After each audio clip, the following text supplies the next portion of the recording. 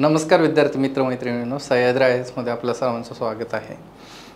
आपली जी terms in news म्हणजे जे काय बातम्यातील महत्त्वाच्या संकल्पना आहेत त्या संदर्भाची जी सिरीज आपण मागच्या आठवड्यापासून चालू केलेली आहे त्याचं हे दुसरं लेक्चर आहे, दुसरा एपिसोड आहे या पूर्ण सिरीजमधला। ही कंटिन्युअसली चालणारी सिरीज असणार आहे। यामध्ये तुम्हाला पूर्ण पाठीमागच्या एका आठवड्यामध्ये नेमक्या कोणत्या संकल्पना होत्या, कोणते शब्द होते, कोणते लोकेशन्स होते की जे न्यूजमध्ये आहे, आपण याची काय पार्श्वभूमी आहे, हे लेक्चर आपण का सुरू केलेले आहेत हे मागच्या लेक्चरमध्ये विस्तृतपणे सांगितलेलं आहे। एक थोडक्यात रिकॅप म्हणजे की आपल्याला UPSCच्या जे काही पॅटर्न चेंज होत चाललेलं आहे आणि कालांतराने ते इतरही स्पर्धा परीक्षा जसं MPSCच्या स्पर्धा परीक्षांमध्ये देखील येण्याची शक्यता आहे, तर त्यानुसार ज्या गोष्टी बातम्यांमध्ये आहे त्या गोष्टी तुम्हाला ॲटलिस्ट माहीत असणं गरजेचं आहे। ज्या महत्त्वाचे न्यूजपेपर्स आहेत त्या न्यूजपेपर्समध्ये येणाऱ्या ह्या संकल्पना आहेत, ह्या टर्म्स आहेत, ह्या जो मला माहीत असणं त्या ठिकाणी आवश्यक आहे। त्या दृष्टीनं आपलं पहिलं लेक्चर झालं, हे दुसरं लेक्चर आहे। या दुसऱ्या लेक्चरमध्ये आपण 13 ऑगस्ट ते 19 ऑगस्ट या दरम्यान ज्या काही बातम्या आलेल्या आहेत त्या बातम्यातले काही ठराविक ज्या टर्म्स आहेत, ज्या संकल्पना आहेत त्याच्यावरती आपण बोलूयात।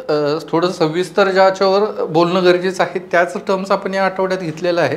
नेक्स्ट वीकपासून आपण असं करणार आहोत की ज्या टर्म्स कंपॅरेटिव्हली खूप इम्पॉर्टंट नाही आहेत, खूप म्हणजे त्यांना जास्त असं महत्त्व नाही आहे परंतु त्या माहीत असणं गरजेचं आहे, तर त्यांचं आपण एक क्विक रिव्ह्यू घेत जाऊ जो शेवटाकडं असेल आपल्या लेक्चरच्या, ज्याच्यामध्ये आपण 10-15 टर्म्स ज्या आहेत महत्त्वाच्या परंतु त्यावर जास्त काही डिस्कशन झालेलं नाही आहे चर्चेमध्ये, बातम्यांमध्ये, तर त्याच्या संदर्भात एका लाईनमध्ये आपण ते वन लाइनर्स टाईपमध्ये आपण ते घेणार आहोत, जेणेकरून त्या देखील संकल्पना आल्या तर तुम्हाला कुठेतरी त्या कव्हर करता आल्या पाहिजे। तर आता आपण बघणार आहोत की नेमक्या 13 ते 19च्या दरम्यान कोणत्या अशा संकल्पना होत्या की ज्या संकल्पना तुम्हाला माहीत असणं गरजेचं आहे।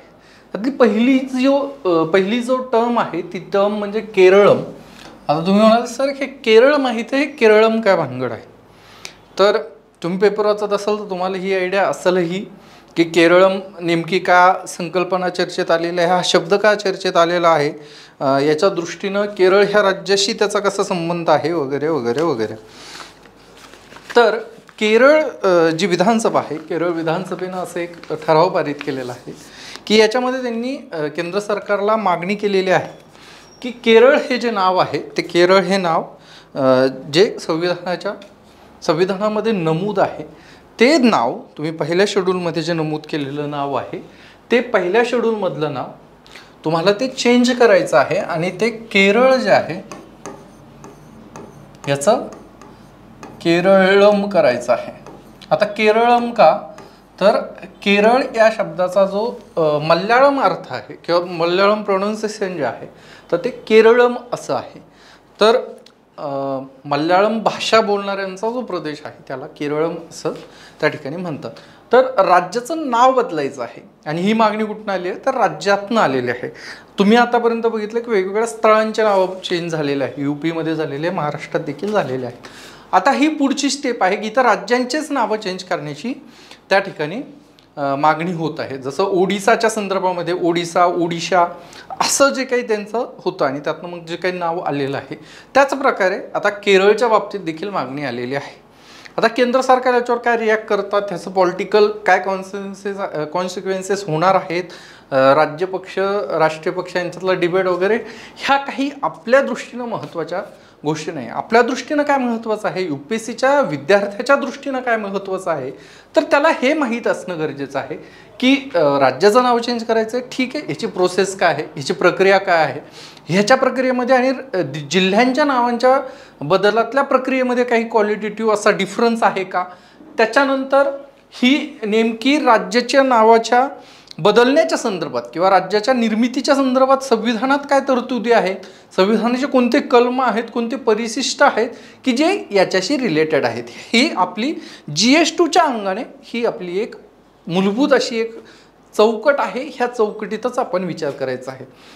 केरळमध्ये सत्तेत कोणतं राज्य आहे, मग त्यांच्या आयडिओलॉजिकल डिफरन्सेस आहेत वगैरे वगैरे, याच्याशी आपल्याला दुरान्वयी या संदर्भात, या केरळम या टर्मिनॉलॉजी संदर्भामध्ये किंवा GS2 करता UPSCचा अभ्यास करताना अजिबात अशी त्याची एक काही गरज नाही आहे. मग आपण बघूयात नेमकं केरळममधला हा जो केरळ आहे, केरळमधला केरळ किंवा केरळमधला स्वतः केरळ, ह्याचा उल्लेख काय आहे, ह्याची ओरिजिन कुठं आहे, ह्याचं हिस्टॉरिकल पर्स्पेक्टिव्ह काय आहे. तर अशोकाच्या दुसऱ्या शिलालेखामध्ये तुम्हाला केरळापुत्र असं नाव आलेलं आहे. दक्षिणेतला एक प्रदेश आहे, त्या दक्षिणेतल्या प्रदेशाच्या राजाकरता हे नाव आलेलं आहे. केरळापुत्र आहे. त्याच्यानंतर चेरापुत्र असं देखील नाव आलेलं आहे. जे चेर घराणं होतं त्या घराण्याच्या पर्स्पेक्टिव्हमध्ये ते चेरपुत्र असं नाव आलेलं होतं. म्हणजेच काय होतं तर मल्याळम भाषिक, हे भाषिक जो अंग आहे तो भाषिक अंग तर तो लेट 90sमध्ये म्हणजेच तो स्वातंत्र्य चळवळीच्या नंतर किंवा त्या आजूबाजूच्या कालखंडामधला हा भाषिक असा आयाम होता, त्याच्यावर पण आपण येणार आहोत. परंतु केरळवासीय त्या प्रदेशाला केरळपुत्र एक राजा होता, त्या राजाच्या नावावरनं केरळपुत्र हे नाव जे डॉक्युमेंटेड आहे त्यातलं पहिला एव्हिडन्स असं म्हणता येईल. मग त्याच्या अगोदर चेरापुत्र वगैरे हे देखील होतं. मग अशोकाच्या शिलालेखामध्ये हे केरळपुत्र आहे म्हणजे हे नाव खूप जुनं आहे.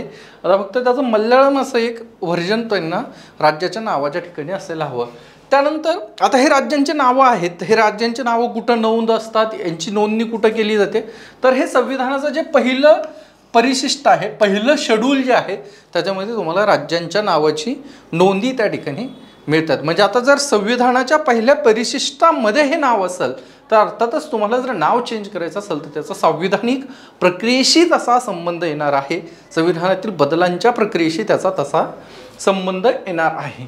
मग अनुच्छेद 3 काय आहे तर अनुच्छेद 3 हे आपल्याला राज्याचं नाव कसं बदलायचं आहे याच्याशी संबंधित ते त्या ठिकाणी हे आर्टिकल आहे. ह्या आर्टिकलच्या अंतर्गत तुम्ही राज्याचं नाव बदलू शकता. प्रोसेस जी आहे ते तुम्ही त्या ठिकाणी फॉलो करू शकता. आता प्रोसिजरच्या लेवलला बघूयात. त्या अगोदर केरळ ह्या राज्याच्या निर्मितीचा नेमका काय आहे, ती कधी निर्माण झाली आणि कशी निर्माण झाली हे एकदा थोडक्यात बघूयात. तर 1 जुलै 1949ला त्रावणकोर आणि कोची हे जे 2 राज्य होते हे राज्य एकत्र आहे. त्रावणकोर हे अर्थातच प्रिन्सली स्टेट होतं, संस्थान होतं, आणि कोची हे एकत्र येऊन काय झालं तर हे एकत्र येऊन त्रावणकोर कोची राज्याची स्थापना झाली. ह्या दोघांना एकत्र करून एक राज्य स्थापन झालेलं आहे. आणि हे राज्य स्थापन झाल्याच्या नंतर देखील भाषिक राज्यांच्या संदर्भातली जी मागणी झालेली आहे, पोट्टी श्रीरामुलू यांच्या आंदोलनाच्या नंतरच्या आंध्र प्रदेशचं नामांतरण 52मध्ये झालेलं आहे. त्यानंतर देशभरातल्या वेगवेगळ्या, त्याच्यात महाराष्ट्र देखील आहे, इथनंही राज्यांच्या निर्मितींची, भाषिक आधारावर निर्मितींची, ज्याला काँग्रेसनं पहिले स्वातंत्र्यपूर्व काळामध्ये संमती दिलेली होती, तर त्या आधारावरती तुम्हाला राज्य ही संकल्पना असायला हवी. अशा प्रकारचा जो काही विवाद होता, अशा प्रकारचा जो डिस्कोर्स होता, त्या डिस्कोर्समध्ये मग त्रावणकोर कोचीमध्ये जे मल्याळम भाषिक आहेत, म्हणजे हे मल्याळम भाषिकांचं राज्य आहे, परंतु ह्याच्या बाहेर देखील काही असे जिल्हे आहेत, काही असे प्रदेश आहेत जिथं मल्याळम बोलल्या जाते, किंवा ह्याच्या दक्षिणे त्रावणकोर कोचीच्या दक्षिण भागामध्ये काही तमिळ भाषिक होते. तर ह्या तमिळ भाषिकांना देखील त्यांच्या तमिळनाडूमध्ये स्थान द्यायला हवं, त्यांचा एक वेगळा प्रदेश असायला हवा, अशी वेगवेगळ्या प्रकारच्या मांडण्या आलेल्या होत्या, मागण्या आलेल्या होत्या. आणि त्यातनं मग काय झालं तर त्यातनं फजल अली कमिशन जे आपल्याला पॉलिटीमध्ये तुम्ही ते वाचलेलं असेल, त्या फजल अली कमिशनच्या शिफारशीनुसार 1 नोव्हेंबर 1956 रोजी मल्याळम भाषिकांचा केरळ हे राज्य स्थापन त्या ठिकाणी झालेलं आहे. म्हणजे तुम्हाला एक गोष्ट लक्षात द्या की भाषिक आधारावरती राज्याची निर्मिती झालेली आहे. त्या राज्य निर्मितीमधनं केरळ हे राज्य 1956ला अस्तित्वात आलेलं आहे. आता केरळचं केरळम करायचं आहे तर नेमकी ह्याची प्रक्रिया काय आहे, ती प्रक्रिया कशी पूर्ण केल्या जाऊ शकते. तर याच्यात काय होतं की याच्यात राज्य सरकार, त्या ठिकाणी केंद्र सरकार, विशेषतः गृह मंत्रालय जे आहे, केंद्रातलं गृह मंत्रालय जे आहे, त्यांना ही मागणी करतं की आता ह्या राज्याचं नाव बदलायचं आहे. मग गृह मंत्रालय त्याच्यानंतर काय करतं तर गृह मंत्रालय त्यानंतर वेगवेगळ्या संस्था आहेत, वेगवेगळ्या ऑफिसेस आहेत, त्यांच्याकडे हे रिकमेंडेशन करता मागतं, त्यांच्या NOCs त्यात येतं, नो ऑब्जेक्शन सर्टिफिकेट्स तिकडनं घेतं. तर त्यात काय काय येतं, त्यात रेल्वे मिनिस्ट्री येते, त्यानंतर RGI येतं, रजिस्टर जनरल ऑफ इंडिया, जे सेन्सस देखील कंडक्ट करतात. त्याच्यानंतर सर्वे ऑफ इंडिया जे आहे, त्या सर्वे ऑफ इंडियाचा देखील या ठिकाणी त्यांची देखील माहिती घेतल्या जाते, त्यांच्याकडनं देखील NOC घेतली जाते. त्याच्यानंतर पोस्ट जनरल जे आहेत, पोस्ट विभागातनं देखील त्या ठिकाणी NOC घेतली जाते. आणि या सगळ्यांच्या NOCs, त्यात विशेषतः IBची सुद्धा NOC घेतली जाते, इंटेलिजन्स ब्युरोची सुद्धा NOC घेतली जाते. आणि ह्या सर्व NOCs आल्याच्या नंतर मग केंद्र सरकार गृह मंत्रालय नाव बदलण्याची प्रोसेस त्या ठिकाणी चालू करतो आहे. आणि त्याचं जे बिल आहे ते अर्थातच संसदेत येणार, मग त्याचं राष्ट्रपती त्याला सँक्शन करणार आणि तिथनं मग त्या राज्याचं नाव त्या ठिकाणी बदलणार आहे. UPSCच्या दृष्टीनं काय महत्त्वाचं आहे तर हिस्टॉरिकल रेफरन्स का आहे, केरळचं आहे का कुठं, तर अशोकांच्या शिलालेखामध्ये आहे. कदाचित तुम्हाला जर ऑप्शनमध्ये आलं तर तुम्हाला असं वाटू शकतं की अशोकाचं राज्य जे आहे ते सध्याच्या बिहारच्या त्या प्रदेशाकरता होतं, म्हणजे तिथं त्याचं मेन होतं आणि तो खालपर्यंत आला आहे. तर आपल्याला असं वाटू शकतं की कर्नाटकच्या वरच्या भागापर्यंत तो पोहोचलेला आहे, त्याचा इकडचे रेफरन्सेस कसे येऊ शकतात. तर तसं नाही आहे, केरळपुत्रांचा रेफरन्स आहे, म्हणजे अशोकांच्या शिलालेखामध्ये याचा रेफरन्स येतो. ही तुम्हाला पूर्वपरीक्षेच्या दृष्टीनं आर्ट अँड कल्चरच्या दृष्टीनं माहीत असणं गरजेचं आहे. पॉलिटीच्या पर्स्पेक्टिव्हनं तुम्हाला काय माहीत असणं गरजेचं आहे तर तुम्हाला राज्यांचे नावं बदलणं आणि राज्यांचे नावं कुठं समाविष्ट आहे या संदर्भातल्या संविधानिक ज्या काही तरतुदी आहे हे माहीत असणं गरजेचं आहे. त्यानंतर ब्रीफमध्ये केरळ राज्य कसं निर्माण झालं हे माहीत असणं गरजेचं आहे. त्याचसोबत मग ते भाषिक आधारावरच्या राज्यांची निर्मिती हा नेहमीचाच एक ज्वलंत विषय आहे. तो तुम्हाला त्याच्या संदर्भातलं JVP कमिशन काय आहे, फजल अली कमिशन काय आहे, यातनं मग भाषावर प्रांतरचना काय होती, द्विभाषिक राज्याची संकल्पना काय होती, ह्या सगळ्या गोष्टी ज्या तुम्ही पॉलिटीमध्ये शिकलेल्या आहेत ते माहीत असणं गरजेचं आहे. म्हणजे एक केरळचं केरळम करायचं आहे, एक ॲड करायचं आहे. त्याकरता तुम्हाला UPSCच्या दृष्टीने इतक्या सगळ्या गोष्टींचा आढावा घेणं त्या ठिकाणी गरजेचं आहे. आता ह्याच्यानंतरचा पुढचा जो टॉपिक आहे तो आपण बघूयात. आता ह्याच्यानंतर दुसरा जो आहे तो कच्छथू थ्यू हे एक बेट आहे. या बेटाच्या रेफरन्सना ही चर्चा आलेली आहे, ही संकल्पना चर्चेत आलेली आहे. कच्छथू काय आहे तर कच्छथ्यू हा तुम्ही इथं बघू शकता, हा मॅप आहे, हा भारत आहे आणि हा श्रीलंका आहे. तर भारत आणि श्रीलंकेच्या मध्ये जो इथं आपण ज्याला पालची समुद्रधुनी म्हणतो, 5 स्ट्रेट जे आहे, तर इथनं रामेश्वरमच्या वरच्या साईड नॉर्थ ईस्ट साईडला त्या ठिकाणी कच्छथ्यू हे एक बेट आहे आणि या बेटाच्या संदर्भामध्ये वादविवाद झालेले आहेत. परंतु आत्ता रिसेंटली हे न्यूजमध्ये का आहे तर तामिळनाडूचे जे मुख्यमंत्री आहेत त्या तामिळनाडूच्या मुख्यमंत्र्यांनी प्रधानमंत्र्यांना या संदर्भात एक पत्र लिहिलेलं आहे. आणि इथं ह्या बेटांच्या संदर्भामध्ये जे तमिळ भाषिक मच्छीमार आहेत, म्हणजे अर्थातच तुम्हाला माहिती आहे की हे तमिळनाडूचा हा पोर्शन आहे पूर्ण, तर तमिळ भाषिक इथं मच्छीमारी करायला जातात आणि हे जे बेट आहे तर ह्या बेटाच्या संदर्भामध्ये त्या मच्छीमारात तिथं गेल्याच्या नंतर त्यांना पकडले जाते, त्यांच्यावर तो अन्याय होतोय. या संदर्भातलं त्या ठिकाणी पत्र तामिळनाडू जे CM आहे त्यांनी प्रधानमंत्र्यांना लिहिलं आहे आणि त्यातनं त्यांनी मागणी केलेली आहे की या संदर्भात तुम्ही काहीतरी तोडगा त्या ठिकाणी काढूयात. तर आता नेमकी कच्छथूची जी हिस्ट्री आहे, जो इतिहास आहे तो आपण त्या ठिकाणी थोडक्यात बघूया, जेणेकरून तुम्हाला म्हणजे ॲक्च्युली आता खरं तर हे इतकं डिटेल घ्यायची गरज आहे का तर अर्थात काही अंशी नाही आहे. परंतु ज्यावेळेस तुम्ही फक्त आता मी जर रेफरन्स दिला असता की कच्छथ्यू हे भारत आणि श्रीलंकेच्या मधलं एक बेट आहे आणि याच्यावरनं वाद चालू आहे तर तुम्हाला कदाचित हे कालांतराने तुम्ही विसरून जाऊ शकता. परंतु त्याची एक थोडीशी बॅकग्राऊंड आणि ते एक स्टोरी टाईपमध्ये तुमच्या डोक्यात असलं तर तुम्हाला ते लगेच एक्झाम हॉलच्या त्या पूर्ण स्ट्रेसमध्ये तुम्हाला ते ट्रेस होऊ शकतं, तुम्हाला ते आठवू शकतं. तर आपण लक्षात घेऊया की ह्या बेटाची नेमकी काय हिस्ट्री आहे आणि हा वाद कधीपासूनच आहे. तर 1974ला ज्यावेळेस इंदिरा गांधी प्रधानमंत्री होत्या त्यावेळेस त्यांनी एक ॲग्रीमेंट केली होती श्रीलंकासोबत, त्याला इंडस श्रीलंकन मरीटाईम ॲग्रीमेंट असं म्हणतात. समुद्री सीमेच्या संदर्भामध्ये जे वादविवाद आहे ते निवळण्याकरिताची ही एक ॲग्रीमेंट होती आणि ह्या ॲग्रीमेंटमध्ये कच्छथ्यू बेट जे आहे ते श्रीलंकेला दिलं गेलं होतं.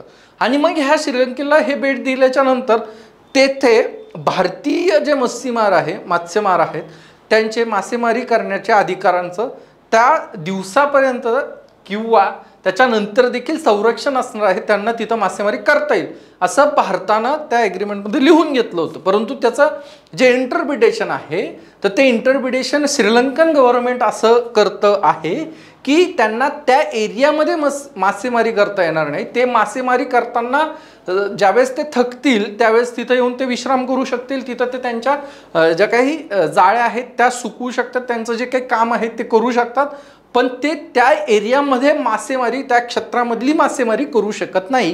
हे श्रीलंकेचं त्या ॲग्रीमेंटचं इंटरप्रिटेशन आहे. आणि भारताचं इंटरप्रिटेशन असं आहे की त्या एरियामध्ये हे तिथं मासेमारी करू शकतात आणि रिटर्न येऊ शकतात. मग ह्यामुळं काय होतं आहे तर ह्यामुळं भारतीय जे मासेमार तिथं जातात मासेमारी करण्याकरता त्यांना तिकडं अटक केल्या जाते, त्यांना तिथं त्यापासून अटकाव केला जातो. आता हे ज्या वेळेस लक्षात आलं, हा वाद लक्षात आला, त्याच्यानंतर त्यावेळेस पण ते इंटरप्रिटेशन चुकलंय की त्यांना वाटलं की हे सीमा कोणत्या सीमेमध्ये येतो हा प्रॉब्लेम आहे, म्हणून हे सगळ्या गोष्टी घडत आहेत. तर 2 वर्षाच्या नंतर 1976ला एक ॲग्रीमेंट झालेलं आहे आणि त्या ॲग्रीमेंटमध्ये ह्यांनी मरीटाईम बॉर्डर जे आहे त्या तर डिफाईन केल्याच आहे, परत एक्सक्लुझिव्ह इकॉनॉमिक झोन्स जे आहेत त्यांच्या दोन्ही देशांच्या त्या बॉर्डर्स देखील त्यांनी तिथं डिफाईन केल्या. पण इथं पण काय झालं की इथं पण दोन्ही देशाच्या, आता इथला जो एरिया आहे हा जाफना आहे आणि हा तामिळनाडू आहे, तर ह्या दोन्ही देशाच्या म्हणजे एक्झॅक्टली कच्छथू कुठं जाईल किंवा ह्या दोन्ही देशाच्या एक्सक्लुझिव्ह इकॉनॉमिक झोनच्या एजेसवर हे बेटा असल्यामुळं परत ती एक संदिग्धता जी होती ती संदिग्धता तशीच राहिलेली आहे. मग सगळ्यात मेन प्रॉब्लेम काय होतोय तर इथं तुमचं इंटरप्रिटेशन वेगवेगळं आहे, दोन्ही बाजूंनी वेगवेगळं इंटरप्रिटेशन केलेलं आहे. वाद हा मासेमारीच्या संदर्भात आहे आणि ही बॉर्डरच्या संदर्भामधला जो डिबेट आहे यातनं जे सामान्य मासेमारी करणारे लोक आहेत त्यांना त्याचा प्रॉब्लेम होत आहे, भारतीय लोकांना. ह्याचं मग तुम्ही जर आणखीन डिटेलमध्ये गेलात तर ह्याचं जे काही श्रीलंकन सिव्हिल वॉर होतं त्याच्यामध्ये तमिळ भाषिकांचा आणि सिंहली भाषिकांचा जो वाद होता, तमिळ इलम जे होतं लिट्टेच्या संदर्भातलं जो काही वादविवाद आहे त्यामध्ये ह्या बेटांचं नेमकं काय महत्त्व होतं, ह्याचं नेमकं काय कॉन्ट्रीब्युशन होतं, हे विवादात काय होते हे वेगळं वेगळं आहे. परंतु एक जनरल आयडिया तुम्हाला ह्या बेटांच्या संदर्भात असायला हवी, जेणेकरून तुम्हाला जर ह्याच्या संदर्भात प्रश्न विचारला तर तो प्रश्नाचं उत्तर तुम्हाला तिथं क्लिक झालं पाहिजे. या दृष्टीनं आपण हे थोडंसं डिटेलमध्ये घेतलं आहे. ह्याला आणखीन डिटेलमध्ये घेण्यात काही त्या ठिकाणी अर्थ नाही आहे. कच्छथीव बेट हे प्रश्न कसा येऊ शकतो, कच्छथीव हे हा शब्द का न्यूजमध्ये होता, पण तुम्हाला येऊ शकतं की हे बेट आहे, हे प्राचीन काळातील दक्षिण भारतातील एक बेट आहे, किंवा हे कोणत्या 2 देशांच्या मध्ये अशा संदर्भातला प्रश्न येऊ शकतो. ह्याची लॅटिट्यूड्स कोणत्या आहेत, त्याच्या संदर्भातला कोणत्या चॅनल 90 डिग्री चॅनल 10 डिग्री चॅनलच्या मध्ये आहे का, अशा संदर्भात देखील प्रश्न त्या ठिकाणी येऊ शकतो. तर एवढ्याकरता हे कच्छथीव बेट जे आहेत ते तुम्ही लक्षात ठेवणं गरजेचे आहे. याच्यानंतर हवाना सिंड्रोम म्हणून एक मेडिकल कंडिशन आहे, त्या प्रकारे तुम्ही इलनेस देखील म्हणू शकत नाही. तर ह्या संदर्भात हे एक थोडे इंटरेस्टिंग स्टोरी आहे आणि हे माहीत असणं गरजेचं आहे. आणि हे चर्चेत येण्याचं कारण काय आहे तर कर्नाटक हायकोर्टमध्ये एक मॅडम्बसमध्ये तिथं एक रिट पिटिशन टाकण्यात आली होती आणि त्या रिट पिटिशनमुळं हवाना सिंड्रोमच्या संदर्भातली जी माहिती आहे किंवा ती टर्म जी आहे ती चर्चेत आलेली होती. तर नेमके हवाना सिंड्रोम नेमकं काय आहे, हवाना जे बेट आहे त्या बेटाच्या संदर्भामध्ये त्याची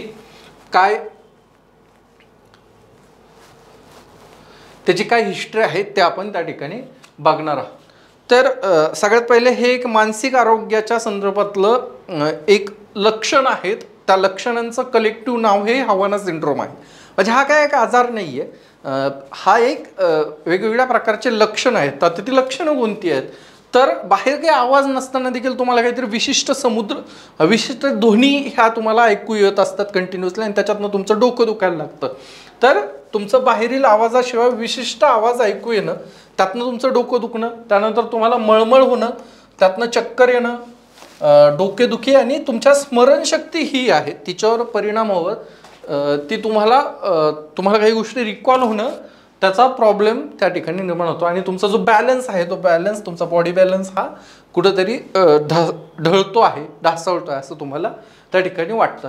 आता हे ह्या सगळ्या सिंड्रोम आहेत, ह्या सगळे लक्षण आहेत आणि ह्या सगळ्या लक्षणाला कलेक्टिव्हली एक नाव देण्यात आलं आणि ते कोणतं होतं तर ते हवाना सिंड्रोम होतं.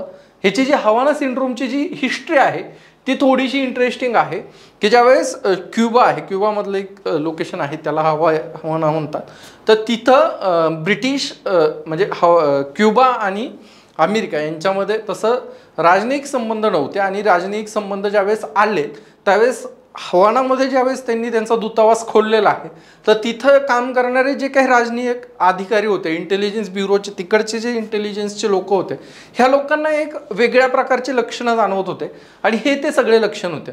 तर हे लक्षणं का जाणवत होते तर हे लक्षण याच्याकरता जाणवत होते की म्हणजे ह्याच्यामागे आता स्पेक्युलेशन्स आहे, याची एक्झॅक्ट कारणं काय आहेत हे अजूनही सांगण्यात आलेलं नाही किंवा ते भेटलेलं नाही. तर इनिशियल स्टेजला त्याला सॉनिक अटॅक असं तिथं त्यांनी म्हटलं होतं की वेगवेगळ्या प्रकारच्या सॉनिक अटॅक येत आहेत आणि ह्याच्यामध्ये वेगवेगळ्या फ्रिक्वेन्सीजच्या व्हेव्ज वापरल्या गेल्या आहेत आणि त्यातनं मग लोकांना तिथले जे राजनैतिक अधिकारी आहेत किंवा तिथले जे महत्त्वाचे लोक आहेत अमेरिकेतले जे त्या एम्बसीमध्ये काम करत होते किंवा तिथं ते जाऊन आले होते, त्यांच्यावर हा अटॅक झालेला आहे असं अमेरिकन गुप्तचर संस्थांना वाटतं आणि त्याला त्यांनी पहिल्यांदा सॉनिक अटॅक असं नाव दिलं आहे. त्याच्यानंतर त्यांनी त्याला आणखीन त्याच्यावर आणखीन विचार केला आहे, त्याच्यावर आणखीन संशोधन केलं आहे आणि त्यामध्ये त्यांनी असं सांगितलं आहे की एक हाय पॉवर्ड मायक्रोवेव्ज ज्या आहेत त्या high power microwaves that either damage or interfered with the nervous system. म्हणजे ह्या हाय पॉवर मायक्रोवेव्ज ज्या आहेत त्या एखाद्या व्यक्तीवर त्यांचा उपयोग केला जातो आणि त्यातनं त्यांची जी नर्वस सिस्टीम आहे, चेतासंस्था जी आहे ती कुठंतरी डॅमेज होते आहे आणि मग ह्या प्रकारचे सिम्पटम्स तिथे येत आहेत आणि हे एक प्रकारे कुठंतरी आपल्या राजनैतिक अधिकाऱ्यांवर, आपल्या एम्बसीच्या कर्मचाऱ्यांवरती झालेला एक प्रकारचा अटॅक आहे असं त्या ठिकाणी अमेरिकेचा दावा आहे किंवा अमेरिकेला तसं त्या ठिकाणी वाटतं. आता हवाना सिंड्रोम आपल्याकडं का चर्चेत आला तर ह्या प्रकारची जी याचिका टाकण्यात आलेली होती त्याच्यामध्ये माहिती काय आहे, कोणाला हवाना सिंड्रोम्स आहे काय, अशा प्रकारची ती मागणी होती आणि भारतामध्ये 2021ला ह्याची पहिली केस आलेली होती आणि ती केस आल्याच्या नंतर इकडं त्या संदर्भात चर्चा होती, परंतु आता ह्या केसमुळं ते आणखीनच चर्चेत आलेलं आहे. त्यामुळं फक्त हवाना सिंड्रोम काय आहे हा एक जनरल प्रश्न येऊ शकतो की Havana syndrome is recently in news आणि मग तुम्हाला 4 ऑप्शन दिलेलं असं की कशामुळं चर्चेमध्ये आहे. मग त्यात तुम्हाला काही पण ऑप्शन दिलं येऊ शकतं की हे मेंटल इलनेस आहे किंवा हे मेंटल हेल्थशी रिलेटेड काही सिंड्रोम्स आहेत, अशा प्रकारचे ऑप्शन तुम्हाला जर क्लोज ऑप्शन दिले तर असे येऊ शकतात. किंवा मग हवाना सिंड्रोम्स हे विशिष्ट समजा एव्हियन्समध्ये म्हणजे जे उडणारे पक्षी आहेत त्यांच्यामध्ये हा आजार असतो का, मॅमल्समध्ये आजार असतो का, असे देखील ऑप्शन तुम्हाला त्या ठिकाणी टाकल्या जाऊ शकतात. त्यामुळे तुम्हाला हवाना सिंड्रोम्स नेमकं काय आहे हे लक्षात असणं गरजेचं आहे आणि त्यातलं मायक्रोवेव्ज आणि सॉनिक अटॅक हे 2 की टर्म्स आहेत त्या तुम्हाला माहीत असणं गरजेच्या आहेत. आणि ते आजार नाही आहेत, ते एक लक्षणांचा समुच्चय म्हणू शकता, ग्रुप म्हणू शकतात, त्याला त्यांनी हवाना सिंड्रोम असं त्या ठिकाणी म्हटलेलं आहे. नंतर स्पॉन्जिटिस काय आहेत ते चर्चेत होतं, त्याच्या संदर्भातली आपण माहिती घेणार आहोत. स्पॉन्जिटिस काय आहे, आता स्पॉन्ज काय असतं, स्पॉन्ज म्हणजे तुम्हाला माहिती आहे की ते पाणी शोषून घेतं, म्हणजे ह्याच्यावरनं तुमचा अंदाज येऊ शकतो की पाण्याशी रिलेटेड हे काहीतरी असायला हवं. तर स्पॉन्जिटिसमध्ये काय होतं तर ही एक चायनामधली एक कन्सेप्ट आहे, चीननं स्पॉन्ज सिटीज तयार केलेल्या होत्या आणि ह्या स्पॉन्ज सिटीजच्या संदर्भातली जी योजना होती ती 2015ची होती आणि तिच्याकरता कारण जे सांगितण्यात आलं होतं तर ते पूर नियंत्रणासाठीची योजना आहे असं त्या ठिकाणी सांगितलेलं होतं. मग आता 2015ची योजना आहे ही आज का चर्चेत आहे तर ह्याचं कारण असं आहे की जुलै 2023मध्ये प्रचंड प्रमाणात चीनमध्ये पूर आलेले आहेत आणि त्याच्यात 143च्या जवळपास मृत्यू झालेले आहेत, तसेच 2300 घरं नष्ट झालेले आहेत आणि इतक्या मोठ्या प्रमाणामध्ये ज्यावेळेस ही हानी होती आहे त्यावेळेस तिथल्या सरकारचे जे काही योजना होती तिला आणि त्या योजनामधली स्पेसिफिक जी टर्म आहे स्पॉन्ज सिटीजची ही जास्त चर्चेमध्ये आलेली आहे. आता ह्याच्यामध्ये नेमकं काय होतं ते आपल्याला माहीत असणं गरजेचं आहे. तर ते बघूयात. त्यामध्ये स्थापत्यशास्त्र जे आर्किटेक्चरच्या संदर्भातला जो अभ्यास आहे तो अभ्यास करण्यात आला, अभियांत्रिकीचा अभ्यास करण्यात आला, तसेच वेगवेगळ्या पायाभूत ज्या सुविधा आहेत त्या सुविधांच्या माध्यमातून जे पावसाचं पाणी आहे, जास्त इंटेन्सिटीचं जे पाणी येतं त्याचं प्रभावी नियोजन कसं करता येईल आणि ह्या प्रभावी नियोजनातनं पूर जे आहेत ते पूर आपण कसे कमी करू शकतात, ही एकंदरीत ह्या योजनेची रूपरेषा त्या ठिकाणी होती स्पॉन्ज सिटीमध्ये. मग तुम्ही एक लक्षात घेऊ शकता, जर हा प्रोजेक्ट सक्सेसफुल झाला असता, आता तो अर्थातच सक्सेसफुल होत नाही आहे की जिथं जिथं म्हणजे ज्या ठिकाणी ह्या योजनेचा वापर केला होता त्या ठिकाणी देखील एका महिन्यात 150च्या आसपास लोक मरत आहेत, 143 लोक मरत आहेत आणि 2300 घरं नष्ट होतात. त्याचा अर्थ ही योजना फेल गेलेली आहे म्हणून ही चर्चेत आहे. परंतु हिच्यामध्ये नेमकं काय काय होतं, तर हिच्यामध्ये तुम्ही आर्किटेक्चर आहे, त्याच्यानंतर इंजिनिअरिंग आहे किंवा वेगवेगळे इन्फ्रास्ट्रक्चर मॉडेल्स आहेत, याच्या माध्यमातून पावसाचं प्रचंड प्रमाणात येणार इंटेन्सिटीने जे पाऊस येतोय तर त्याचं जे पाण्याचं जे खूप पाणी साचतं आहे त्याचं व्यवस्थित नियोजन करणं तुम्हाला त्या ठिकाणी त्या सगळ्या संकल्पनेला त्यांनी स्पॉन्ज सिटी असं नाव दिलं. तुम्ही मुंबईच्या संदर्भात देखील ही संकल्पना आपण वापरू शकलो असतं जर ती इथं सक्सेसफुल झाली असती तर. किंवा ह्या योजनेमध्ये देखील काही फ्लॉज असतील तर ते त्याच्यावर चर्चा पुढं होतच राहील. तर त्याच्यामध्ये आता ह्याच्यामध्ये हे झालं ब्रॉडर पर्स्पेक्टिव्हमध्ये नेमकं काय असतं. तर त्यात आणखीन एक आहे पारगम्य, म्हणजे जे असं झिरपणारं आहे त्या प्रकारचं एक डांबर त्या ठिकाणी ते वापरायचे. त्याच नंतर म्हणजे हे रस्ते बनवताना असं डांबर वापरणार की ज्यानं पाणी हे वरच्यावरती जाणार नाही. सिमेंटच्या रस्त्यावर काय होतं की पाणी बऱ्यापैकी वरतीच राहतं, पण तिथे त्या प्रकारचं त्यांनी डांबर विकसित केलं होतं की जे पाणी त्याच्यात सोकल्या जाऊ शकतं. त्याच्यानंतर नवीन कालवे बनवले होते, तलाव बनवलेले होते, जे शहराचं जे काही वॉटर मॅप आहे ती मॅपिंग करून कोणत्या कोणत्या ठिकाणी नॅचरली पाणी ॲक्युमुलेट होतं त्या ठिकाणी तुम्ही तलाव बनवायचे, छोटे छोटे कालवे बनवायचे, जेणेकरून चेन्नईमध्ये काय झालं होतं, चेन्नईमध्ये पाणथळ स्थळांवर जास्त प्रमाणात सिमेंटीकरण झालंय म्हणून तो पूर आला होता. चेन्नईमधला जो पूर 2-3 वर्षाच्या अगोदर आला होता त्याचं हे मेन कारण होतं. तर मग त्या जे नॅचरल पाणथळे आहेत त्यांचं कन्झर्वेशन करायचं, जिथं पाणी साचू शकतं आणि जिथं आता तुम्ही अर्बनायझेशनकडे गेला आहात ते स्पेस तुम्ही ॲक्वायर करताय तिथं भरती टाकून ते नष्ट करून तिथं नॅचरल रिसोर्सेस नॅचरली जिथं पाणी जमा होतं तिथं एक तलाव तयार करून ठेवणं, कालवे तयार करून ठेवणं, असं ह्या एकंदरीत कामं ह्या योजनेच्या अंतर्गत त्या ठिकाणी त्यांनी केले होते. तसेच पाण्याचं जे पावसाचं पाणी आहे त्याचं चांगलं वितरण व्हायला हवं, त्याचं इक्वल डिस्ट्रीब्युशन व्हायला हवं, जेणेकरून ते अचानक एका ठिकाणी जमणार नाही, त्याचा योग्य निचरा व्हायला हवा. आणि शहराच्या अंतर्गत म्हणजे तुम्ही चेन्नई एक बेस्ट एक्झाम्पल घेऊ शकता की जिथं प्रचंड प्रमाणात पाऊस येतो, खूप पूर येतो आणि काही दिवसांच्या नंतर तुम्हाला लगेच जाणवते की चेन्नईमध्ये खूप मोठ्या प्रमाणामध्ये दुष्काळ सदृश्य परिस्थिती आहे, टँकरच्या आजूबाजूला लोक उभे आहेत आणि प्यायला पाणी देखील तिथं उपलब्ध नाही आहेत. हे चेन्नईमधलं एक बऱ्यापैकी एक स्थिती असते. तर मग ही स्थिती तुम्ही काय निर्माण होते की तुम्ही इतका पाऊस एकाच वेळेस येतोय, त्या पावसाचं तुम्ही पाणी जे आहे ते व्यवस्थित साठवून ठेवत नाही, त्याच्यावर वेगळी प्रक्रिया करत नाही आहे, ते पाणी पिण्यायोग्य कसं होईल आणि त्याची साठवणूक बारमाही कशी होईल याच्या संदर्भात प्रयत्न करत नाही. तर हे सगळे प्रयत्न या योजनेअंतर्गत करण्यात आलेले होते. तसेच ह्याच्यात काही जे काय आहे ते नैसर्गिक जे काही स्रोत आहेत त्यांना देखील पुनरुज्जीवित करण्याचं काम त्या ठिकाणी केलं होतं. अनफॉर्च्युनेटली ही स्कीम फेल गेलेली आहे असं इनिशियली तरी वाटतं आहे. ह्याची आणखीन डिटेल असेसमेंट झाल्यावर या संदर्भात देखील आपल्याला कळलं. फक्त तुम्हाला महत्त्वाचं काय आहे तर ही स्पॉन्ज सिटीज काय टर्म होती, ही योजना नेमकं कोणत्या देशानं वापरली होती, चीननं वापरली होती हे लक्षात असायला हवं आणि याच्यामध्ये नेमक्या कोणते कोणते कंपोनंट्स होते हे तुम्ही लक्षात घेणं गरजेचं आहे. आता इकोवॉज म्हणून एक संघटना आहे, एक मंच आहे, तो सध्या खूप चर्चेत आहे. तर तो नेमका का आहे, त्याच्यामध्ये नेमके सदस्य देश कोणते आहे आणि हे कोणत्या रिजनमध्ये आहे हे तुम्हाला माहीत असणं गरजेचं आहे. म्हणजे एखादी संस्था आहे, ती संस्था कशी बनली, तिचे सदस्य कोणते आहेत, तिची स्थापना कधी झालेली होती आणि ती चर्चेत का आहे या संदर्भात UPSC नेहमी प्रश्न विचारते. त्यांचा आवडता एरिया आहे आणि IR आता त्यांचे जे प्रश्न आहेत ते खूप वाढत चाललेले आहे, कारण विचारायला खूप काही आहे आणि तुमची एक लिमिट आहे की तुम्ही किती लक्षात ठेवणार आहे. तर त्यामुळं आपण ह्या संघटनेच्या संदर्भामध्ये बघूयात, हिचं फुल फॉर्म काय आहे ते आपण सगळ्यात पहिले बघूयात. तर economic community of West African states, West African जे स्टेट्स आहेत त्या स्टेट्सची ही एक संघटना त्या ठिकाणी आहे.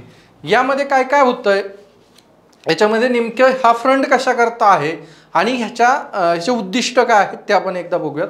तर वेस्ट आफ्रिकन जे स्टेट्स आहेत, जे देश आहेत, त्यांचं आर्थिक एकत्मीकरण, इकॉनॉमिक इंटिग्रेशन करणं ह्या संस्थेचं, इकोवॉसचं त्या ठिकाणी पहिलं प्राईम एम आहे. आता ह्या एमच्या दृष्टीनं ते कार्य करत असतानाच तुम्हाला माहिती आहे की आफ्रिकन देश जे आहे, विशेषतः नॉर्थ आफ्रिकेमध्ये, विशेषतः वेस्ट साईडला आणि काही प्रमाणात सेंट्रल आफ्रिकेमध्ये तुम्हाला जास्तीत जास्त प्रमाणात सशस्त्र उठाव, बंडाळ्या, लष्करी उठाव होताना दिसत आहेत. मग आता इकॉनॉमिक इंटिग्रेशन ज्यावेळेस तुम्हाला करायचं असतं त्यावेळेस तुम्हाला काय करायचं असतं की त्या इकॉनॉमीसोबत शांतता देखील खूप महत्त्वाची आहे. इकॉनॉमिक इंटिग्रेशन हे काही तुम्ही कॅहोसमध्ये करू शकत नाही. म्हणजे तुम्ही वेगवेगळ्या देशांच्या संदर्भात देखील हे लागू होतं की तुमच्या देशामध्ये जास्तीत जास्त गुंतवणूक कधी येऊ शकते, ज्यावेळेस तुमच्या देशामध्ये सगळे लोक गुण्यागोविंदाने नादत आहेत, कुठं काही तुमच्याकडं मोठ्या प्रमाणामध्ये काही दंगे वगैरे होत नाही आहेत आणि तुम्ही एक व्यवस्थित स्टेबल असा प्रदेश आहे. कारण इन्व्हेस्टमेंट करणाऱ्या माणसाच्या डोक्यात देखील ही गोष्ट असते की शांततापूर्ण स्थितीमध्ये गेलो तर त्या इन्व्हेस्टमेंटला काहीतरी आपल्याला रिटर्न्स देखील मिळणार आहे. तर मग अर्थातच जर तुम्हाला इकॉनॉमिक इंटिग्रेशन करायचं असेल तर तुम्ही त्या रिजनमध्ये, वेस्ट आफ्रिकन जे स्टेट्स आहेत त्यांच्यामध्ये एक शांतता असणं गरजेचं आहे, एक डेमोक्रॅटिक सेटअप तिथं असणं गरजेचं आहे. असे प्रयत्न इकोवॉस यांच्याकडनं, या संस्थेकडनं चालू होते, या संघटनेकडनं चालू होते. परंतु त्यातच एक काय झालं की त्यांचा जो सदस्य देश आहे नायजर जे आहे, त्या नायजरमध्ये सशस्त्र उठाव झालेला आहे आणि तिथं लष्करी शासन आलेलं आहे. आता मागच्या वर्षी एक प्रश्न देखील होता की 3-4 देशांचे नावं दिलेले होते आणि हे देशांचे नावं का चर्चेत आहे, तर हे देखील विचारलं होतं. त्यावेळेस तुम्हाला एक ऑप्शन होतं की सशस्त्र उठाव. तर नायजरचं पण असं नाव कुठंतरी तुम्हाला भेटलं तर तुम्हाला हे लक्षात राहणं गरजेचं आहे. तर इथं सशस्त्र उठाव झालेला होता, कौप झालं होतं आणि लष्करी शासन व्यवस्था, लष्करशाही तिथं निर्माण झाली होती. ही कधी झाली आहे? 26 जुलैला झालेली आहे याच वर्षी.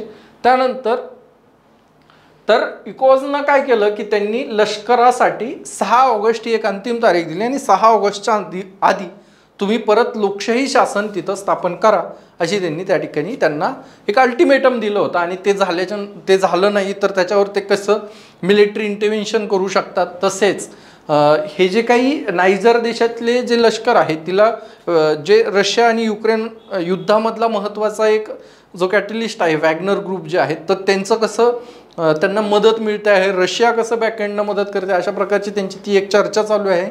आणि मग ह्याच्यात काउंटर म्हणून तिथल्या लोकशाही नियुक्त शासनाच्या बाजूनं ही संघटना मिलिटरी इंटरव्हेन्शन करण्याचा त्या ठिकाणी प्रयत्न करणार आहे का हे येणाऱ्या काळात कळेल. त्यांनी त्या संदर्भामध्ये 6 ऑगस्टची ही अंतिम तारीख दिली होती. त्यानंतर काही डेव्हलपमेंट्स होतच आहे. त्या आता आपल्या या सिरीजमध्ये कदाचित ती पुढच्या वेळेस आपल्याला पुढच्या वीक्समध्ये आपण त्यावर देखील चर्चा त्या ठिकाणी करूयात. आता ह्याच्या अगोदर अशी परिस्थिती झाली होती का, तर अशी परिस्थिती झाली होती आणि ह्याच्यातनं माली, गुनिया आणि बुर्किना फासो ह्या देशांना या संघटनेनं त्यांच्यातनं काढून टाकलं होतं. कारण की इथं देखील त्या ठिकाणी लष्करी उठाव झालेले आहेत किंवा तिथली जी शासन प्रणाली आहे ती कोलमडलेली आहे. त्यामुळं त्यांनी ती लिजिटिमेट करणार नाही, आम्ही तुमच्याकडले लष्करशाही ही लिजिटिमेट करणार नाही, आम्हाला डेमोक्रॅटिक प्रोसेसनं निवडून आलेले नेशन स्टेट आमचे सदस्य असणार आहेत, त्यांनाच आम्ही एंटरटेन करू, अशा प्रकारची एक ठाम भूमिका घेतलेली आहे. आणि त्या ठाम भूमिकेतनं ह्या 3 देशांना त्या ठिकाणी निलंबित करण्यात आलेलं आहे. सध्याची जी सदस्य संख्या आहे ती 15 अशी सदस्य संख्या आहे. आणि सगळ्यात महत्त्वाचा UPSCचा फेवरेट प्रश्न जो असतो की ही कोणत्या कराराच्या माध्यमातून स्थापन झाली होती, तर लाओस करार आहे. त्या लाओस कराराच्या माध्यमातून इकोवॉस ही संघटना स्थापन झालेली होती, हे तुम्ही लक्षात ठेवू शकता. इथं काय काय महत्त्वाचं आहे, इथं नायजरमध्ये काय झालं हे महत्त्वाचं आहे. इकोवॉस काय आहे, तिचा फुल फॉर्म माहीत असणं गरजेचं आहे. तिचं ध्येय हे आर्थिक एकात्मीकरण आहे, इकॉनॉमिक इंटिग्रेशन आहे. 3 देश कोणते निलंबित करण्यात आले होते, माली, गिनिया, बुर्किना फासो आणि कदाचित पुढचा नायजर असू शकतो. तर हे लक्षात असणं गरजेचं आहे. तसंच लाओस करारमधनं ही संघटना स्थापन झालेली आहे हे देखील तुम्हाला माहीत असणं गरजेचं आहे. याच्यानंतर माऊई आणि हे जे एक बेट आहे, ह्या बेटाच्या संदर्भात आपल्याला माहिती घ्यायची आहे. आणि जे वनवे आहे, वाईल्ड फायर्स जे आहेत, म्हणजे जंगलाला आग लागते आहे, तर हे जे आग लागते ती आग का लागते आहे किंवा त्याच्या संदर्भामध्ये काय नेमकं घडलेलं आहे ते आपण या ठिकाणी बघणार आहोत. तर माऊई जे बेट आहे, तर माऊ बेटांमध्ये हे बेट नेमकं कुठं आहे हे सगळ्यात पहिले आपण बघूयात.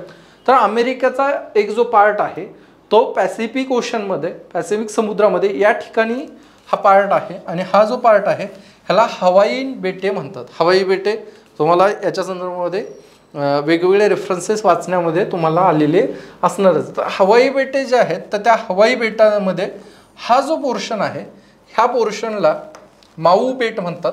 आणि ह्या माऊ बेटांवर प्रचंड प्रमाणात वाईल्ड फायर झालेले आहेत, प्रचंड प्रमाणात वनवे त्या ठिकाणी आलेले आहेत. मग ह्यातनं काय झालं, ह्यातनं प्रचंड प्रमाणात नुकसान झालेलं आहे. आणि हे नुकसान काय आहे तर 93 लोक तिथे त्या ठिकाणी मेलेले आहे, मृत्युमुखी पडलेले आहे आणि हजारो लोक त्या ठिकाणी विस्थापित झालेले आहेत. तर आता पहिले तुम्हाला हे लोकेशन काय आहे ते कळायला हवं. ट्रॉपिक ऑफ कॅन्सरच्या वरती आहे का, तर नाही, तो खाली आहे माऊ बेट, हे तुमच्या लक्षात असणं गरजेचं आहे. पार्ट कशाचा आहे तर नॉर्थ अमेरिकेचा आहे. कोणत्या ओशनमध्ये आहे तर पॅसिफिक ओशनमध्ये आहे. आणि त्याच्या संदर्भातले इतर काय माहिती आहे ते आता आपण बघणार आहोत. तर हवाई बेटांवर हे जे वनवे आलेले आहेत तर हे मोठ्या लार्जर पर्स्पेक्टिव्हमध्ये जे डिबेट होतं त्या डिबेटमध्ये त्याला तुम्ही कोणत्या अंगाने बघू शकता, तर त्याला तुम्ही त्या ठिकाणी क्लायमेट चेंजचे इफेक्ट आहे का ह्या अंगाने देखील त्या ठिकाणी बघू शकता. आता हवाईमध्ये हवाई जे द्वीपसमूह आहे, जे बेटे आहेत, ह्याच्यामध्ये फक्त माऊ बेट आहे का तर नाही, असे 8 बेट आहेत. त्या म्हणजे बेट अनेक आहेत, त्यातले 8 मुख्य बेट आहेत. आणि त्या 8 मुख्य बेटांपैकी माऊ बेट जे आहेत ते खूप महत्त्वाचं त्या ठिकाणी एक आहे. तर ह्या माऊ बेटमध्ये काय झालं आहे तर ह्या माऊ बेटमध्ये वनवा आलेला आहे. आणि ह्या माऊ बेटवर आणखीन एक वैशिष्ट्य आहे ते म्हणजे इथं 6 जिवंत ज्वालामुखी आहेत, ॲक्टिव्ह व्होल्कॅनोज आहेत माऊ बेटवर. आणि हे जे माऊ बेटवरचे ॲक्टिव्ह व्होल्कॅनोज आहेत यांच्यामुळे देखील कधी कधी वनवा पसरतो, वाईल्ड फायर पसरतं. परंतु ह्यावेळेस जे झालेलं आहे ते मानवनिर्मित वाईल्ड फायर्स आहे, ह्याचा नॅचरल वाईल्ड फायर्सचे काही एक संबंध नाही, अशा प्रकारची इनिशियल माहिती तिथनं आलेली आहेत. आणि त्यांनी लार्जर पर्स्पेक्टिव्हमध्ये अमेरिकन फॉरेस्ट डिपार्टमेंटना सांगितलं आहे की 2000 ते 2017 म्हणजे एक 17 वर्षाच्या कालखंडामध्ये जितके काही वाईल्ड फायर झालेले आहेत अमेरिकेमध्ये त्यातले 85% वाईल्ड फायर जे आहेत ते मानवनिर्मित आहेत, त्याचा नॅचरल कॅलॅमिटीजशी काही एक संबंध त्या ठिकाणी नाही आहे. पण मग आता हे वनवे जे आहेत ते इतके मोठ्या प्रमाणात का झाले की ज्याच्यात 93 लोक मरत आहेत, हजारो लोक विस्थापित होत आहेत. तर त्याचं एक कारण आहे की एक डोरा म्हणून हरिकेन आलेलं आहे, चक्रीवादळ आलेलं आहे पॅसिफिक ओशनमध्ये. आणि ह्या चक्रीवादळामुळं काय होतं आहे हे एक लक्षात ठेवा की वेगवेगळ्या चक्रीवादळांचे नावं आणि ते चक्रीवादळ कोणत्या एरियामध्ये आलेलं आहे हे देखील तुम्हाला विचारलं जातं. तर डोरा हे हरिकेन आहे, चक्रीवादळ इकडच्या पोर्शनमध्ये जे येतात अमेरिकन साईडला त्याला हरिकेनच म्हणतात. वेगवेगळ्या ठिकाणी वेगवेगळे नाव आहेत जे तुम्ही जॉग्राफीमध्ये बघितलेलं आहे. तर डोरा चक्रीवादळामुळे काय झालेलं आहे, एकतर हे हवाई बेटावर आलं आहे का तर अजिबात नाही, हवाई बेटावर डोरा चक्रीवादळाचा असा काही इम्पॅक्ट झालेला नाही आहे. परंतु त्यामुळं काय झालं की हवाई बेटं अशा 2 झोन्सच्या मध्ये ट्रॅप झालेलं आहे की एका साईडला खूप उच्च प्रेशर आहे आणि एका साईडला खूप कमी प्रेशर आहे. आणि यामुळं काय होतं ते यामुळं विंड्स ज्या आहेत त्या खूप प्रचंड प्रमाणामध्ये वाहत आहेत. आणि ह्या प्रचंड प्रमाणातल्या विंड्समुळं काय होतं आहे तर हवाई बेटे जे आहेत त्या हवाई बेटांवरती त्या ठिकाणी प्रचंड प्रमाणामध्ये त्या विंड्समुळं हे वनवा हे वाईल्ड फायर्स खूप प्रचंड प्रमाणात पसरलेलं आहे. आणि मग ह्या पसरल्यामुळं काय झालं तर ही जी इंटेन्सिटी आहे ती इंटेन्सिटी आणखीन वाढलेली आहे आणि त्यातनं नुकसान जे आहे ते जास्त झालेलं आहे. त्यामुळे तुम्हाला माऊ बेटं कुठं आहेत एवढं लक्षात ठेवणं गरजेचं आहे. वाईल्ड फायरच्या संदर्भात जास्त डिटेल्स येणार नाही आहेत, परंतु वाईल्ड फायर्सपेक्षाही माऊ बेटांवर 6 ॲक्टिव्ह व्होल्कॅनो आहेत हे देखील तुम्हाला माहीत असणं गरजेचं आहे. तसेच डोरा चक्रीवादळ कुठं होतं, कोणत्या एरियात आलं होतं हे देखील माहीत असायला हवं. किंवा हरिकेनचं नाव कोणतं आहे, तर डोरा ही एक हरिकेनची टाईप आहे, हे तुम्हाला लक्षात असणं गरजेचं आहे. त्यानंतर ही जी आहे ती शेवटची संकल्पना आहे आजच्या लेक्चरची. ती काय आहे, तर आदित्य L1. आदित्य L1 काय, आदित्य हे नाव सूर्याकरता आपण पर्याय म्हणून वापरतो हे आपल्याला माहीतच आहे. तर मग याचाच अर्थ काय होतं की आदित्य म्हणजे हे सूर्याशी रिलेटेड काहीतरी आहे. आणि L1 काय आहे, तर L1 बद्दल आपण डिटेल त्या ठिकाणी बघणार आहोत. सूर्याचा अभ्यास करणारी ही एक अंतराळ मोहीम आहे. आणि ही अंतराळ मोहिमेत काय होणार आहे, तर अंतराळ आधारित वेधशाळा, एक ऑब्झर्वेटरी आपण स्पेसमध्ये त्या ठिकाणी स्थापित करणार आहोत, जिचं नाव आदित्य आहे आणि ती L1 पोझिशनला असणार आहे. तर ही L1 पोझिशन खूप इंटरेस्टिंग आहे, ती माहीत असणं गरजेचं आहे. तर सूर्याचा अभ्यास करणार आहे, सूर्यावर जाऊन अभ्यास करणार नाही आहे, कारण ही फक्त 10% अंतर पार करणार आहे सूर्य आणि भारताच्या मधलं. आणि तिथनं हा म्हणजे पृथ्वी आणि सूर्याच्या मधलं 10% अंतर पार करून हे लोकेशन आहे की ज्या लोकेशनला आदित्य ही ऑब्झर्वेटरी, स्पेस बेस्ड ऑब्झर्वेटरी आहे, ती स्थापित करण्यात येणार आहे. कदाचित सप्टेंबरमध्ये ह्याचं लॉन्चिंग होणार आहे. आणि आता ह्याच्यातनं हे जे L1 जे पोझिशन आहे ती काय आहे, तिला काय म्हणतात हे माहीत करून घेणं गरजेचं आहे. तर L1 जे आहे तर त्याला लॅग्रेंज पॉईंट म्हणतात. लॅग्रेंज पॉईंट्स काय असतात, तर हे दोन ज्या खगोलीय वस्तू आहेत, आता इथं 2 खगोलीय वस्तू म्हणजे या केसमध्ये काय आहे, तर पृथ्वी आणि सूर्य या 2 खगोलीय वस्तूंच्या मध्ये 5 असे लॅग्रेंज पॉईंट्स आहेत की या पॉईंट्समधनं काय होतं आहे, तर ह्या पॉईंट्समधनं तुम्हाला सूर्य हे कंटिन्युअसली तुमच्या म्हणजे तुमच्या जे काही तुमचा त्या उपग्रहाचा, त्या ऑब्झर्वेटरीचा जो काही दृश्य आहे किंवा त्याला ते जे दिसतं आहे तर ते कंटिन्युअस असतं. म्हणजे तुम्ही सूर्यग्रहणामध्ये देखील सूर्य स्पष्ट दिसू शकतात तुम्हाला. असे 5 पॉईंट्स आहेत, त्यातला L1 हा एक पॉईंट आहे, लॅग्रेंज पॉईंट्स म्हणतात त्याला, की जिथनं ते कंटिन्युअसली दिसतं. कोणत्याही खगोलीय ज्या काही प्रक्रिया आहेत, जे काही इव्हेंट्स आहेत याचा त्याच्यावरती काही परिणाम होत नाही, ते कंटिन्युअस ऑब्झर्वेशन करू शकता. आणि ऑब्झर्वेटरीचं कामच आहे की तुम्हाला सूर्याचा अभ्यास करायचा आहे तर ते नेमकं प्रत्येक क्षणाला कसं होतंय हे तुम्हाला तिथनं ऑब्झर्व करता आलं पाहिजे. म्हणून हा लॅग्रेंज पॉईंट जो आहे तो महत्त्वाचा आहे, तो लक्षात असायला हवा. आणि तुम्हाला असा प्रश्न येऊ शकतो की लॅग्रेंज पॉईंट काय असतो, आणि याच्या संदर्भात तुम्हाला एक ऑप्शन दिलं जातं की हे 2 जे काही खगोलीय वस्तू आहेत त्यांच्यामधली एक पॉईंट्स असतात, हे मॅक्झिमम 10 असतात, 6 असतात, असे ऑप्शन दिले जाऊ शकतात. तर मॅक्झिमम 5 असतात. आणि ह्या 5 पैकी एक पॉईंट आहे पृथ्वी आणि सूर्याच्या मधला, तो L1 पॉईंट आहे. त्याला थोडक्यात म्हणजे एकदम क्रूड भाषेमध्ये त्याला काय म्हटलं तर त्याला पार्किंग पॉईंट्स असं देखील म्हटलं जातं, की हे पार्किंग स्पॉट्स असतात. हे पार्किंग स्पॉट्स तुम्हाला अंतराळामध्ये त्या ठिकाणी असतात जिथं तुम्ही तुमचे सॅटेलाइट्स पार्क करू शकता. तुमच्या ऑब्झर्वेटरीज, सॅटेलाइट्सने तुमच्या ऑब्झर्वेटरीज त्या ठिकाणी पार्क करू शकतात. आणि ह्याच्यातनं कंटिन्युअस तुम्हाला ऑब्झर्व करता येतं. हे सूर्याच्या बाबतीत आहे. इतरही म्हणजे 2 गोष्टी आहेत, 2 खगोलीय वस्तू आहेत, त्यांच्यामध्ये हे असे 5 पॉईंट असतात की ह्या 5 पॉईंटमधनं ते तुम्हाला अनइंटरप्टेडली तुम्हाला ते ऑब्झर्व करता त्या ठिकाणी येऊ शकतात. आदित्य मिशन काय आहे, आदित्य L1 मधला L1 कशाकरता स्टँड करतो, लॅग्रेंज पॉईंट काय आहे आणि ह्या पॉईंटचं महत्त्व काय आहे, आणि हे आदित्य ऑब्झर्वेटरी नेमकं काय काम करणार आहे हे तुम्हाला या दृष्टीनं माहीत असणं गरजेचं. आता चंद्रयान 2 सक्सेसफुल झालेलं आहे. हे आपल्या पुढच्या जो लेक्चर आहे त्या पुढच्या लेक्चरमध्ये आपल्याला त्या ठिकाणी त्याच्यावर डिटेल चर्चा करायचीच आहे, कारण त्या वीकमधल्या करंट अफेअर्समध्ये ते येणारच आहे. पण आदित्य1 हे सप्टेंबरमध्ये लॉन्च होणार आहे आणि या संदर्भातली माहिती या आठवड्यामध्ये चर्चेत होती, म्हणून आपण तो पॉईंट देखील इथं कव्हर केलेला आहे.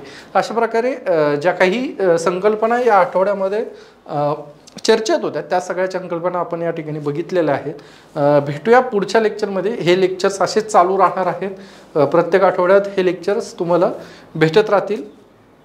तसेच आता काही टर्म्स काय असतात की ह्या स्पेसिफिक आठवड्यातल्या काही टर्म्स माझ्याकडनं सुटूही शकतात, तर मग तुम्ही त्याकरता एक ऑप्शन तुमच्याकडे आहे की तुम्ही कमेंट सेक्शनमध्ये तुम्हाला काही कॉम्प्लिकेटेड वाटलं, तुम्हाला काही संकल्पना किंवा ही संकल्पना महत्त्वाची आहे सर, ही तुमच्याकडून कवर मिस झाली असावी, तर तुम्ही ती मेन्शन करू शकता. मी कमेंट वाचतो, नेमक्या कोण काय कमेंट्स करताय आणि तिथून तुमचे काही सजेशन असतील तर ते सजेशन मोस्ट वेलकम आहेत, ते आपण घेऊयात. ते कसे ह्या पूर्ण सिरीजमध्ये इन्क्लूड करता येईल याचा प्रयत्न करूयात.